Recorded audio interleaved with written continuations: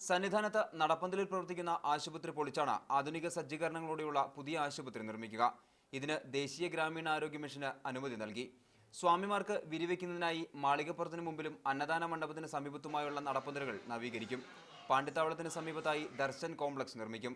കൂടാതെ സന്നിധാനത്തെ മാലിന്യങ്ങൾ നീക്കം ചെയ്യുന്നതിനായി ബാറ്ററിയിൽ പ്രവർത്തിക്കുന്ന വാഹനങ്ങൾ പരീക്ഷണാടിസ്ഥാനത്തിൽ ഉപയോഗിക്കും.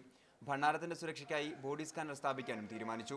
സന്നിധാനത്ത് നടപ്പന്തൽ തുടങ്ങുന്നതിന് മുമ്പിലുള്ള ഇപ്പോഴത്തെ ചെറിയ ഹോസ്പിറ്റൽ മാറ്റിയിട്ട് അവിടെ 2 സ്റ്റോറി ബിൽഡിംഗ് പണിയാനായിട്ടാണ് NRHMന് അനുവാദം കൊടുത്തിരിക്കുന്നത്. 365 ദിവസം അവിടെ മെഡിക്കൽ ഫെസിലിറ്റി വേണം എന്നുള്ളൊരു ഉപാധിയോടുകൂടി പിന്നെ ആർക്കിടെക്ചറൽ സ്റ്റൈലിലുള്ള ചെറിയ മാറ്റങ്ങൾ ഞങ്ങൾ നിർദ്ദേശിച്ചിട്ടുണ്ട്. പമ്പയുടെ വികസനത്തിനും പദ്ധതി തയ്യാറാക്കിയിട്ടുണ്ട്. പമ്പ നദി മലിനപ്പെടുന്നത് തടയുന്നതിനായി മാലിന്യ നിക്ഷേപ പ്ലാന്റ് സ്ഥാപിക്കും. കൂടാതെ പമ്പയുടെ വികസനം, ശുചീകരണം എന്നിവ സംബന്ധിച്ച് പഠനം നടത്താൻ 4-അംഗ സമിതിയെ നിയോഗിച്ചിട്ടുണ്ട്. ഈ സമിതി 1 മാസത്തിനകം റിപ്പോർട്ട് സമർപ്പിക്കും.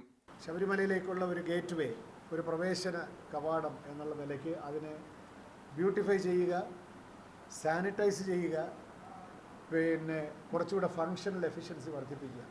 ഈ 3-4 കാര്യങ്ങളിൽ പമ്പയ്ക്ക് ചില പുരോഗതികൾ വരണം. നിലയ്ക്കലിൽ തീർത്ഥാടകർക്ക് വിശ്രമിക്കുന്നതിനായി 25 കോടി രൂപ ചെലവിൽ കെട്ടിടം നിർമ്മിക്കാനും തീരുമാനിച്ചു. മീഡിയ 1 സന്നിധാനം.